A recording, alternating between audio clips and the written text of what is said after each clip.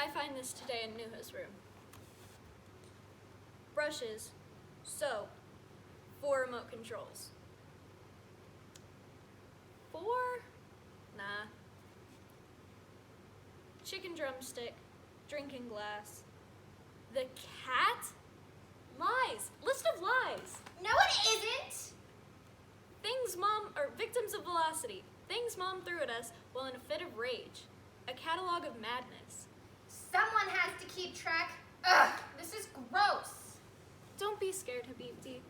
Just peel the paper off the back, then put it in your underwears, then fold the wings down over the sides. I know, Mom.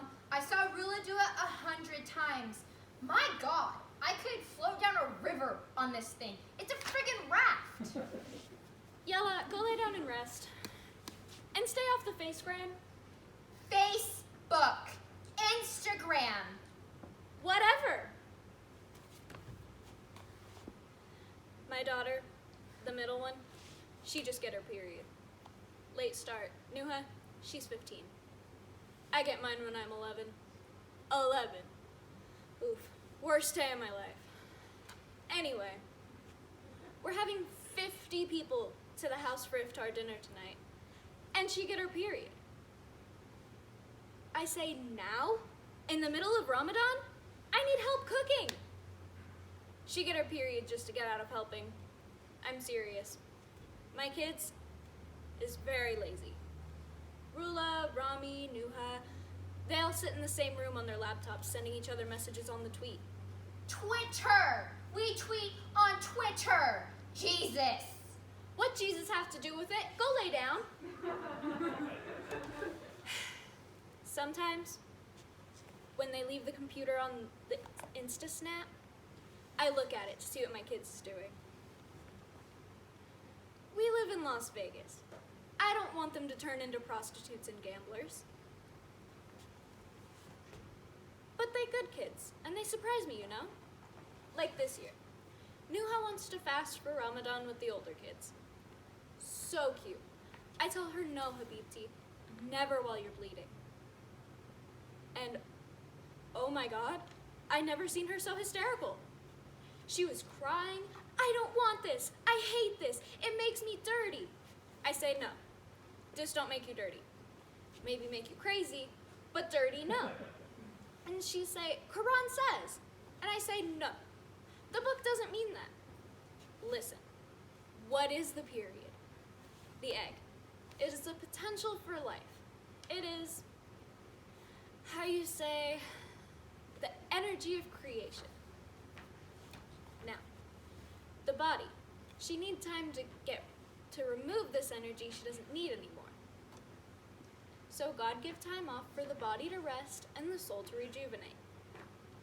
God is very, very smart, okay? Once a month, a lady, she get a mini vacation. God say, go have a hot bath, eat an ice cream and 2 pounds chocolate. Don't fast, don't pray, don't do nothing but relax.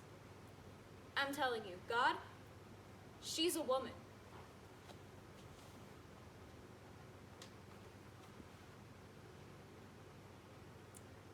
Chicken drumstick at Rula on September 9th for saying something rude at the dinner table. Nobody knows what. The cat at Rami on October 9th for not picking up her poop. The remote control at Nuha on November 9th for changing the channel to Gossip Girls while Mom was watching Al Jazeera. See, there are very good reasons. September 9th, October 9th, November 9th. Ah, I see. This is no list of madness. It's just PMS. Oh, come on! Special note. Due to Mom's terrible aim, these objects never landed on its intended victim. Oh, really? I tell you a good story. One time, while I'm 16 years old, I go to Nazareth to stay with my uncle's family for a few weeks. They live in an apartment on the top floor. And you see, I have a big crush on my cousin Lafe. Sounds weird, but it's natural. Everyone fell in love with their cousin. Anyway, I'm on my period, and in my uncle's home, there is one very tiny bathroom with one very tiny trash can. Now the pad is very big. And to wrap it in toilet paper, it becomes like soccer ball. Huge. Will fill up the whole trash can. And I'm embarrassed by this. I don't want Lafe to see. So I just throw them out the bathroom window. One day, my uncle's screaming, "Anisi, come down here. You throwing your garbage into the neighbor's garden? Shame on you!" It landed on the neighbor's head while he was in the garden picking mint. Oh my God, that's hilarious! I was mortified. But my Tata, my grandmother, she'd tell me, "Good for you, Anisi. Sometimes you have to remind a man that without a woman's suffering, he would not exist." She laughed for like half hour. She was like high priestess, this lady. Mommy, can you make me some tea? Be right there, Habibti. For the record, I don't have bad aim. I miss on purpose.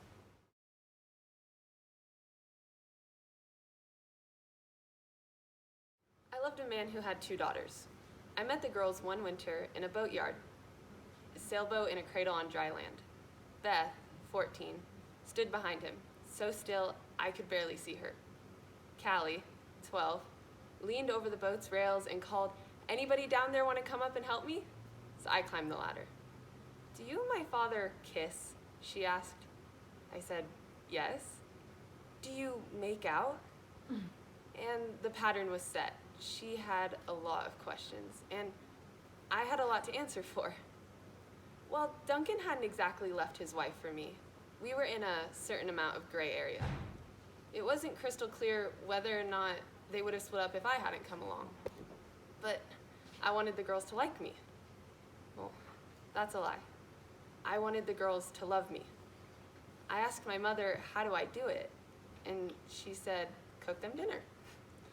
Well, I thought dinner was going all right, but it had to end early. Beth had an asthma attack and had to go home.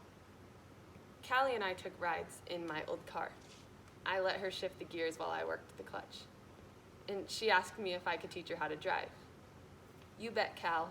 Well, when you're old enough. We talked, and she had a million questions. Like, why didn't I have children of my own? Or why didn't I ever want to be a mother? Well, to be a mother, you had to be a lot stronger than I was, and you had to know a lot more than I knew. And to be forever steady in a way I couldn't trust I could be. So I told her, oh, I guess I'm just not cut out to be a mother. And she said, I think you'd be a good mom. You're a good stepmother. Beth called me her step monster. She wheezed gently, constantly. A little accordion of pain. So I wrapped her in a blanket and she leaned into me and I held my breath.